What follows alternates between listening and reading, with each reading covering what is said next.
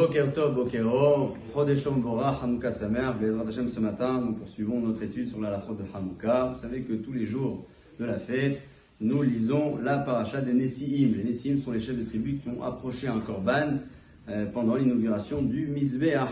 Lorsque l'on a un Rosh Chodesh pendant Hanouka, forcément, il y a toujours un Rosh Chodesh pendant Hanouka, on va donner la priorité à la lecture de Rosh Chodesh avant celle de Hanouka. Pourquoi? Parce que Tadir, Tadir Kodem, ce qui est plus fréquent passe avant.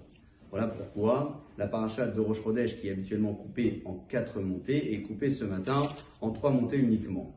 On lira donc la quatrième montée, lira donc la paracha des Nessiim, sans faire de coupure et d'interruption entre le premier et le deuxième Sefer, puisque finalement les 4 montées que nous avons eues ce matin, ce sont les montées qui font partie de l'obligation du jour, contrairement à ce que vous pouvez voir par exemple un Shabbat ou un Yom Tov, il y a un Maftir, on fait une coupure entre le premier et le deuxième livre.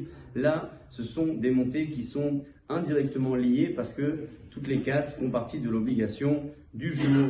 Lorsque l'on a le jour de Rosh Chodesh, bien évidemment, le devoir d'ajouter dans la Tefila le Ya'aleh Ve'yavo plus le Alanissim, on rappelle essentiellement que lorsque l'on a oublié le Ya'aleh Ve'yavo, bien sûr que l'on doit reprendre l'Amida à l'exception du Arvit, l'aile Rosh Chodesh hier soir. Par contre, pour Alanissim, on ne reprendra pas lorsque l'on a oublié le passage.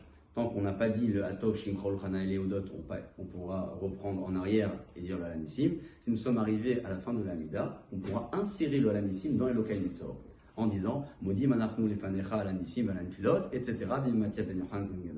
Jusqu'au bout. Et comme ça, on terminera l'Amida par Osé Shalom, Beruchim Tiyou.